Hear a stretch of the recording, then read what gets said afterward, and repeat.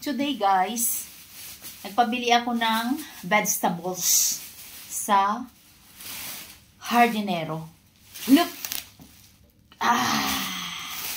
Isang plastic. Buksan natin guys. Now, cucumber. This is my favorite. Tomatoes, guys. Tomatoes, guys. Look. Tomatoes. Cauliflower. Also, this is very delicious. Healthy. Cauliflower. Masarap ito, guys. I-fry mo siya, guys. And the last one, but not the least, now, eggplant. Guys, palagi ganito ang binibili ng Hardinero because this is very nice and very yummy. Sabi ng Hardinero, guys. The big one is very nice. See? Yan. Thank you for watching, guys. Yun ang pinabili ko sa kanya, guys. Sa Hardinero. Kasi mahilig ako sa vegetables, guys. Mayroon ako doong lettuce. So, I will make a salad for my dinner because I have cucumber and tomato. Nandoon yung lettuce ko sa fridge, guys. Tapos ito, guys, mag-fry ako ng eggplant with cauliflower, guys.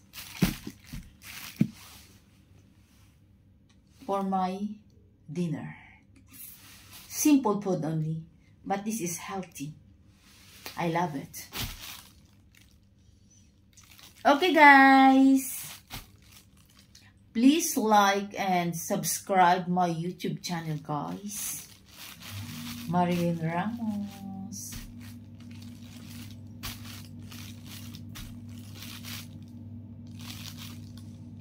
Eggplant. See this? Eggplant? Guys, palagi magbili ang Hardinero, guys. Ganito, guys. Yung malaki.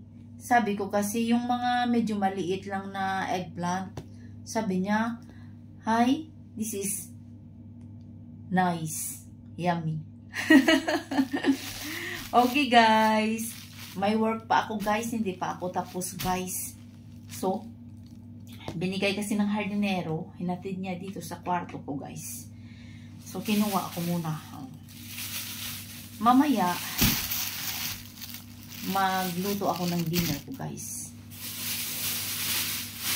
May work pa kasi ako. Buhay OFW. Jordan with love. Ganito ang life ng OFW. Kailangan tiis at magtiyaga.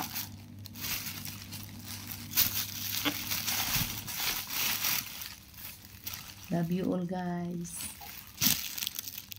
Okay. Balik muna ako sa work ko doon, guys. Sa bahay ni Bossy.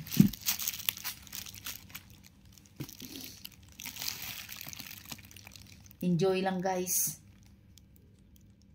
Habang nagwo-work, guys. And keep smiling. Tapos, ano dito, guys? Yung start na ng Ramadan, guys.